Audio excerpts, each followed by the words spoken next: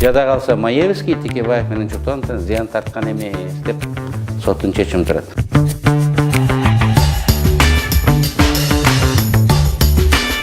Ошондон кийин соттор карабай койгон аны. Жогорку кеңеш чечпей койгон.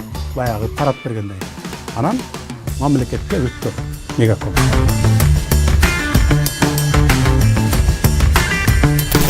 ФУПен деген Кытай мамлекетинин урумчунун жараны ушул жетим тоодогу темирдин рудасын алып Кытайга алып барып иштетиш үчүн атайын лицензия алгандан кийин Урумчиге завод салган.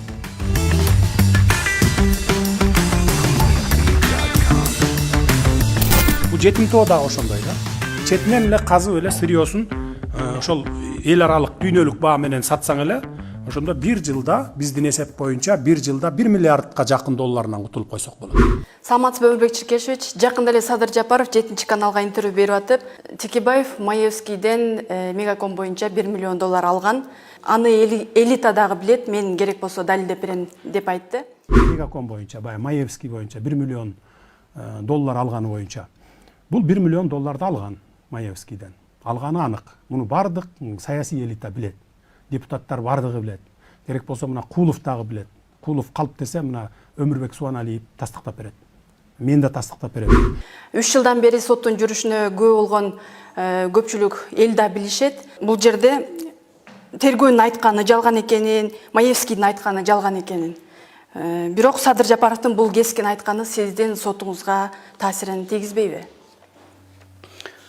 Садыр Жапаровдун бул айтканы жоопкерсиздик деп эсептейм. Премьер-министр катары анын жакын адамдары мамлекеттин күч органдарын, парламентти, мамлекеттин өзүн башкарып тургандыгын эске алганда бул сотко түздөн түз көрсөтмө берүү катары баалайм. Ошол эле интервьюсунда Садыр Жапаров бүгүн соттор Ак үйдүн көзүн карап отуруптур. Эмне айтсам ошону жасай турган деп айтты. Ошондуктан мен бул мындай билдирүүнү жоопкерсиздик жана чектен чыккандык деп эсептейм. Жалпысынан Садыр Жапаровдун айткан сөздөрүн жалган жана жала деп эсептейм. Өзүңүз айтканда бүткүл кыргызстандыктар билип калды. 50ден ашык документ, 60тан ашык күбөлөр бизде айып жаткан кылмыш окуясы болбогондугун толугу менен далилдейт. Мен аларга токтолуп олтурбайын. Бир гана нерсени баса белгилегим келет. Атамбаевдин прокуратурасы, ГКНБсы, кийин соту Текебаев да Чотонов да Кыргызстанга, кыргыз элине же кайсыл бир гражданинге бир тыйын зыян келтирген деп аныктаган жок. Менин ишимде ущерб жок. Жада калса Маевский Текебаев менен Чотоновдон зыян тарткан эмес деп соттун чечими турат.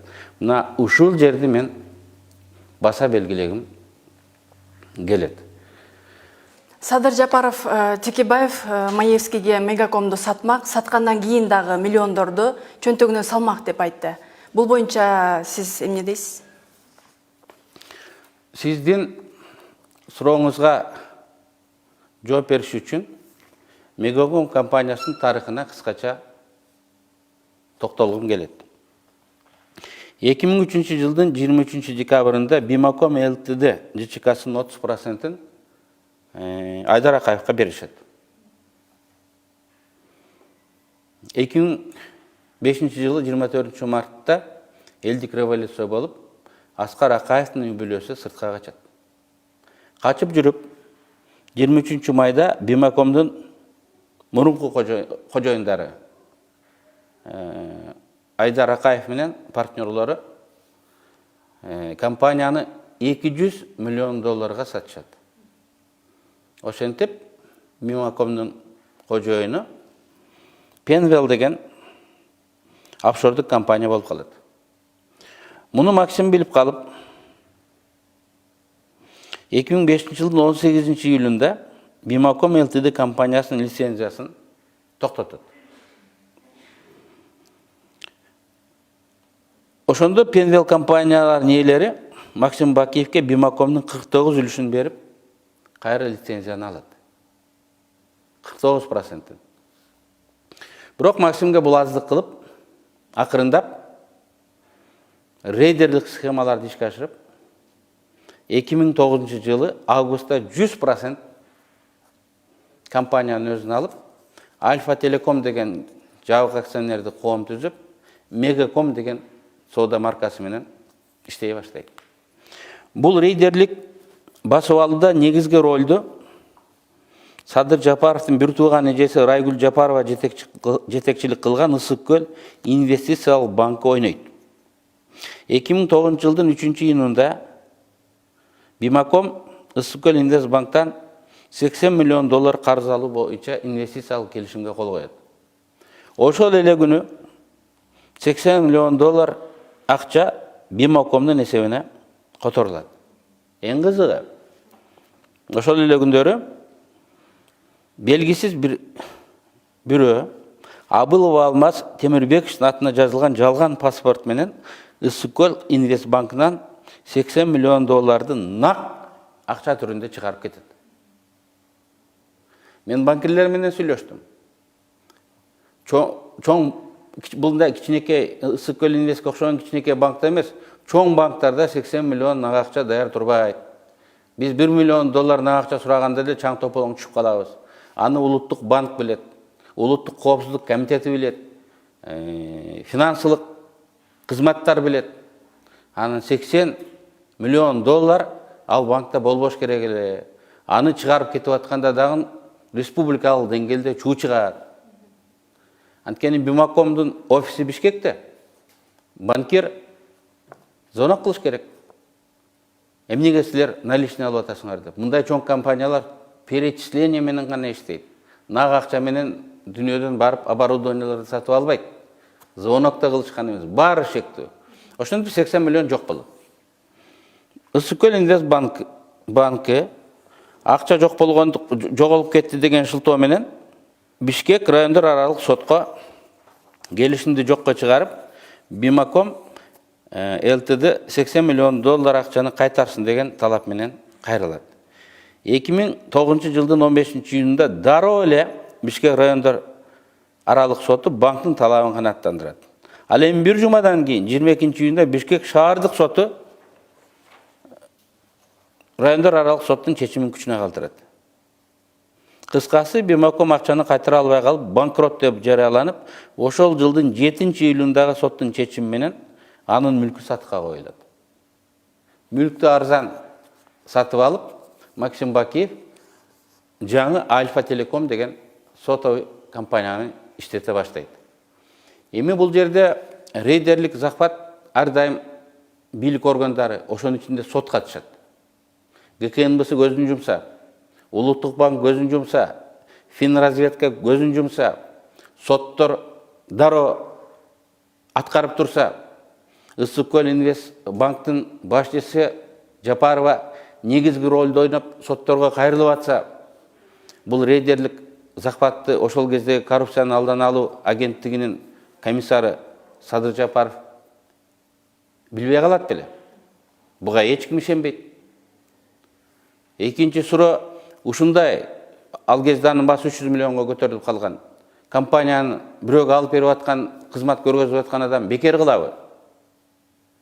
Урда алып кеткен $80 миллион ким канчадан бөлүп алгандыгы жөнүндө азырга чейин уламыш кептер айтылып жүрөт. Бирок мен айтайын деген негизгиси бул эмес. 2005 жылы Айдар Акаев тартып алса, 2009 жылы Максим Бакиев тартып алса, 2010 жылы апрель революциясы болгондон кийин ушул компаниянын бир бөлүгүн мен өзүм алып алайын деген убактылуу өкмөттүн мүчөсү болгон эмес. Тескерисинче убактылуу өкмөт 2010 жылы майда дароо эле бул компаниянын 49%-ин улутташтырат. Калган 51%-ин пенел соттошуп, меники деп талашып, 3 инстанциядан утуп, жогорку сот дагы чечим чыгарып берет. Ошол кезде мен, Атамекен партиясынын депутаттары, башка фракциянын депутаттары бул компания 100% Кыргызстанга көчүш керек деп маселе көтөргөнбүз. Ошол кездеги генералдык прокурор Аида Сайланова соттордун Пенбелдин пайдасына чечкен чечимин токтотуп туруп, Елисеевди башка иш менен соттоп, анын бардык мүлкүн конфискациялап, ошонун ичинде Мегакомдун 51%-да конфискациялап, мамлекеттин эсебине өткөрүп берет. Мына көп оппоненттер сурайт. Апрель революциясы эмне алып келди? Текебаев эмне кылып койду? Сайланова эмне кылып койду деп. Баасы $300 миллион турган мүлктү биз Кыргызстанга алып келип койдук. Ушунубуз менен Айдар Акаевтан да, Максим Бакиев жана анын жанындагы досторунан дагы биз айырмаланабыз. Мегаком 10 жылдан бери жылына 500-600, кээ бир жылдары 700 миллион сом Кыргызстанга дивиденд берип отурат. Ошондо жок эле дегенде 6-7 миллиард сом 10 жылда биздин ушул чечимибиз алып келди. Муну аз деп айтканга болбойт. Мен мына ушул өзүбүздүн мисалыбызда Садыр Жапаровка да, коомчулукка да кайрылат элем да.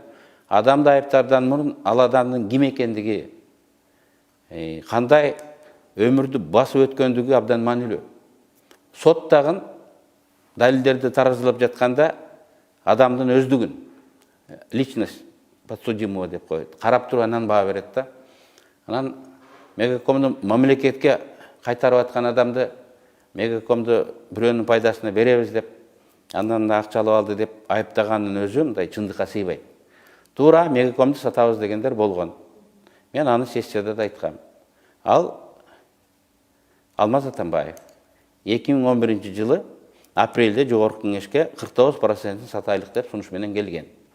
Кийин биз 100% мамлекетке кайтаргандан кийин 100% сатамын деп 4-5 жолу мен түрмөдө жатканда аукционго койду. Баасы 2 эсе арзандады. Бирок эч ким алган жок. Эгер Маевский ушундай эле сатып алгысы келсе, 4-5 жолкусунда келип арзандаган Мегакомду сатып алат эле да. Ошондуктан бул айыптардын бардыгы кыргызча айтканда суу кечпейт. Дүйнөдөгү эң ири гендердин бири бул биздеги Нарындагы Жетимтоо гени, темир гени. Бул кенди Кыргызстанга кайтарууда, 100% Кыргызстанга кайтарууда дагы Атамекен партиясынын, фракциясынын ролу чоң да. Ушул боюнча айтып берсеңиз. Кыргызстандын акыркы 20 жылдык тарыхында 2008-2009 жылдары коррупция туу чокусуна жеткен экен. Муну эл аралык авторитеттүү иликтөөлөр көргөзүп турат. 180 өлкөнүн ичинде 2008-2009 жылдары биз 164 орунда элегенбиз. Азыр 127 орундабыз. Мына ошол жылдары Кыргызстандын байлыгын текейден арзан чет элдиктерге, Максим Бакиевдин фирмаларына энчилеп берүү күчөгөн. Кыскасы, чак түштө таламай болгон, тономой болгон. 2009 жылы Кыргызстандагы эң чоң ири темир кенин, Кыргызстандан эмес, дүйнөдөгү эң чоң кендердин бири Жетимтоону Бакиевдер өзүлөрүнө 300 сомго алышат. Ошол фирманын 80%-ин Максим Бакиев Кытайга 20 миллион долларга сатып жиберет. Өзү болгону 20%-ын алып калат.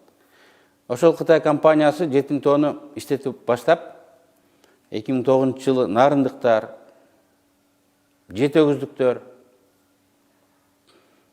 көтөрүлүп чыгат. Кыргызстандагы оппозициялык күчтөр да аларды колдойт. Ошонун ичинде биз Атамекен социалисттик партиясы дагы болгонбуз. Бирок элди Бакиевчилер тоотпойт. Жетимтоонун запасы 5-6 миллиард тонна темир. Мунун баасы 80-100 миллиард доллар. Бұл құмтөрден де чоң. 80-100 миллиард доллар. Ушундай байлыгыбызды Максим Бакиев 300 сомго сатып алып мамлекеттен чет элдиктерге арзан сатып жиберди. Бул коррупциялык тоноо экендигин бүт Кыргызстан көрүп турду. Эл ошонун ичинде атамекен кыйкырып турду. Бирок ошол кезде коррупцияга каршы күрөш агенттигинин комиссары Садыр Жапаров үн каткан эмес. Эмне ал сокур беле, эмне ал дүлөй беле, эмне ал дудук беле. Макул Максимдин убагында корксун, кызматым деп корксун, бизнесим деп корксун. Бирок Максимдин кеткенине 10 жыл болду. 10 жылдан кийин деле ошол окуяга баа берип, Кыргызстандагы эң чоң коррупциялык иш болгондугун айтып койсо адилеттүү болмакта. 2010 жыл апрель революциясы болуп, убактылуу өкмөт лицензияны алып, жетим токенин Кыргызстанга кайтарды. Бирок акырындап унуткарып, Бакиевчилер бийликке кайтып келген заманда 2012 жылдан баштап Кытай компаниясы лицензияны кайра сот аркылуу ала баштады. 2016 жылга чейин жогорку сот 3 жолу Кытай компаниясынын пайдасына чечим чыгарып берген экен. 4-чү жолу каралып жатканда биз атамекен фракциясы билип калып, 16 жылы 3 февралда фракциянын жыйынына бүт күч органдарын, тиешелүү мамлекеттик органдардын жетекчилерин чакырып, каттуу тапшырма койдук. Керек болсо ушундай чечим чыгарган судьяларды чыккынчы катары камаш керек дегенге чейин барып, 16 февралда жогорку сот Кыргызстандын пайдасына чечим чыгарды. Ошентип, жетим тоокени Кыргызстанга биротоло кайтып келди. Жетим тоо биз айткан бул Максим Бакиевдики. Муну биз мындай ким мындай чыгарып берип атат? Кимдер жардам берип атат?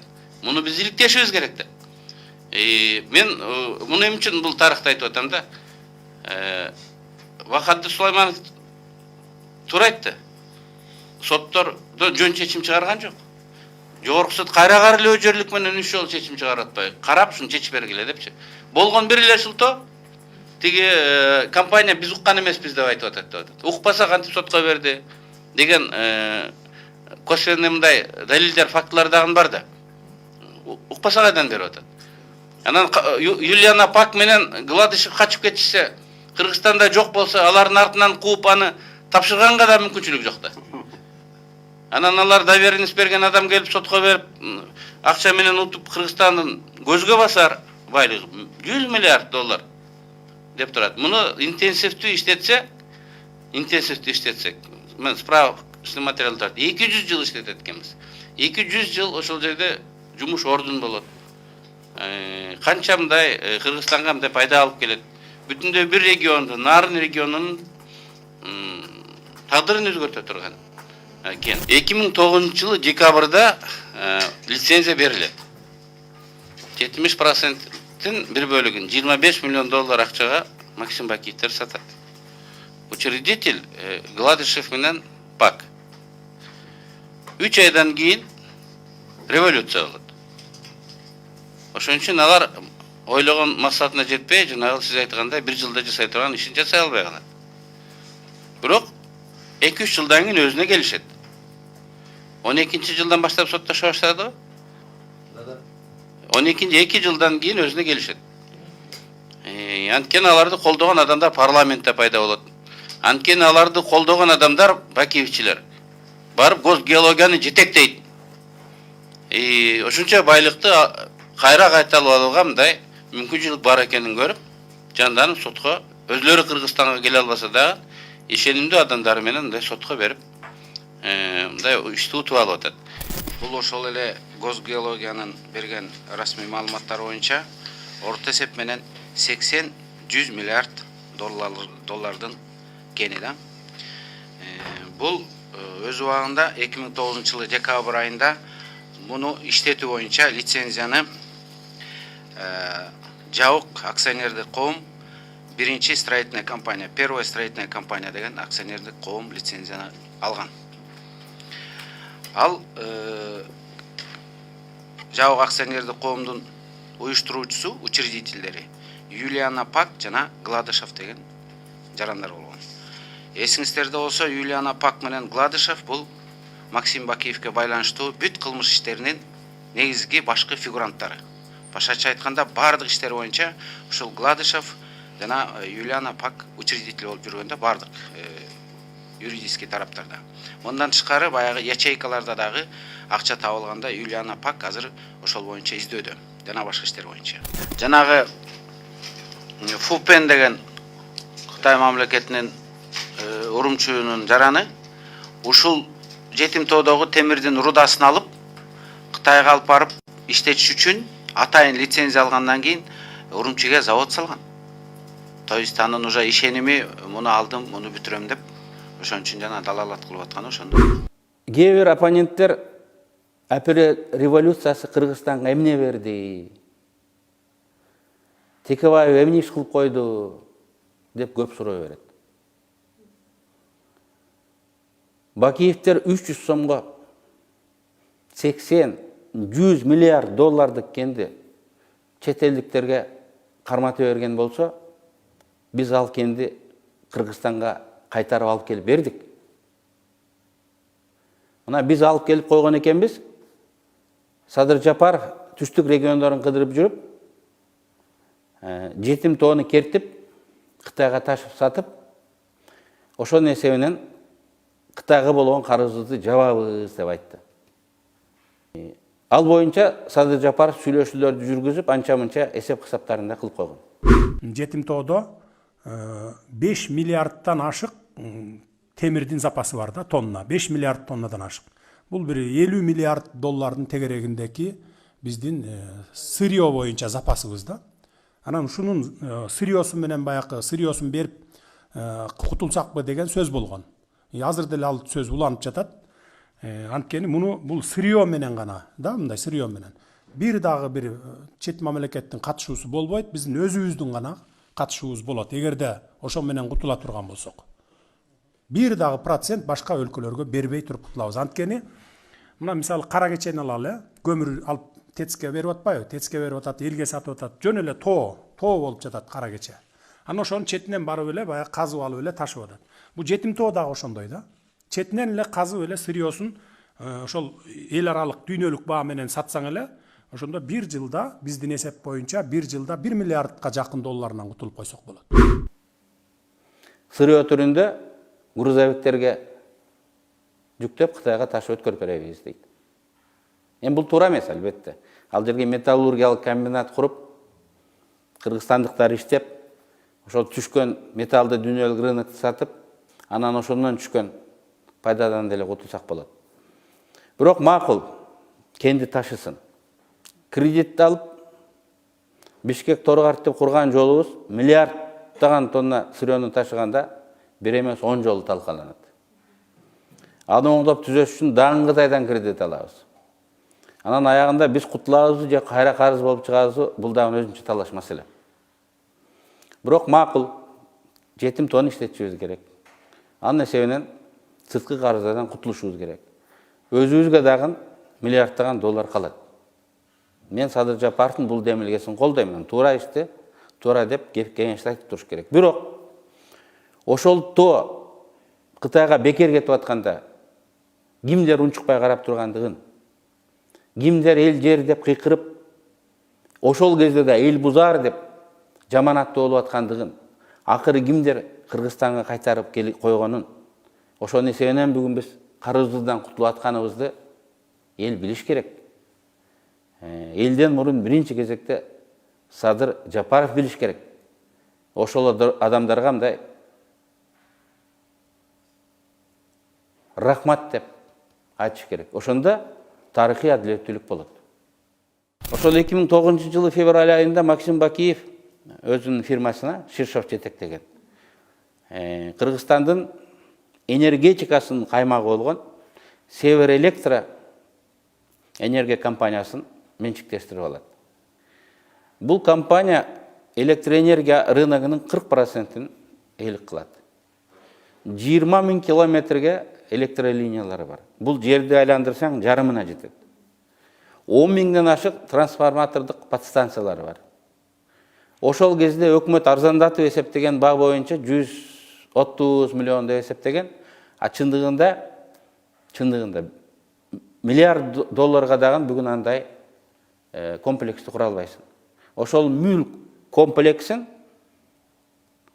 Максим Бакиев болгон 3 миллион долларга сатып алды. 3 миллион доллар Максим Бакиев алып алган Скрябина көчөсүндөгү номер 44-1 гектарга жеткен жердин баасы бүгүн 3 миллион доллар. Андай участоктары канча? 3 миллион долларга сатып алды. Апрель революциясынан кийин убактылуу өкмөт муну кайра кыргыз элине, кыргыз мамлекетине кайтарды. Север электро кетип атканда дагы бүткүл Кыргызстан, ошонун ичинде Атамекен партиясы мен билдирүүлөрдү жасап, туура эмес болуп атат. Мамлекеттин менчигин чак түштө тоноп атышат, талап атышат деп билдиргенбиз. Бирок ошол кездеги комиссар Садыр Жапаров чыккан эмес. Муну дагы мен айыптап жаткандар, кыргызстандыктар билип коюш керек. Мен 3 Кыргызстанга кайтарылган объект жөнүндө ошонун жеке колго, ошонун ичинде чет элдиктер көтүп кайра келишиндеги Жапаровдун ролун, менин ролумду айттым. Муну сөзсүз түрдө эл билиш керек. Бирөөгө баа берүүдөн мурун, бирөөгө күнөөлөрдөн мурун ал адам ким? Анын тарыхы кандай? Кимдин сөзүнө ишенсе болот? Кимдин сөзүнө ишенсе болбойт? Эл билиш керек.